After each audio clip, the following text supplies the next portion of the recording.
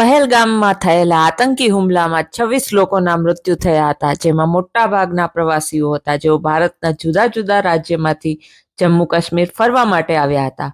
લશ્કરી સૂત્રો અનુસાર લશ્કરે તૈબાના 4 આતંકવાદીઓ, જેમાં 2 સ્થાનિક આતંકવાદીઓ સાથે મળીને આ હુમલાને અંજામ આપ્યો હતો.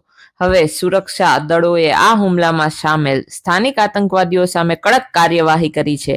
આદિલ હુસૈન, જે અનંતનાગ જિલ્લાના બીજબિહારાના ગોરી વિસ્તારનો રહેવાસી છે, તેના ઘરને સુરક્ષા દળોએ બોમ્બથી ઉડાવી દીધું છે. આદિલ ઠોકર ઉર્ફે આદિલ ગુરી પર 22 એપ્રિલના રોજ પહેલગામની બેસરન ખીણમાં થયેલા હુમલાનું આયોજન કરવાનો અને પાકિસ્તાનની આતંકવાદીઓને મદદ કરવાનો આરોપ છે.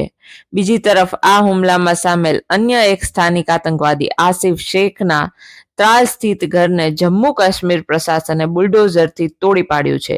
આ કાર્યવાહી દર્શાવે છે કે સુરક્ષા દળો આતંકવાદને જડમૂળમાંથી ઉખેડી નાખવા માટે કટિબદ્ધ છે અને આવા કૃત્યોમાં સામેલ કોઈ પણ વ્યક્તિને બક્ષવામાં નહીં આવે. વંદે ગુજરાત, વંદે ભારત.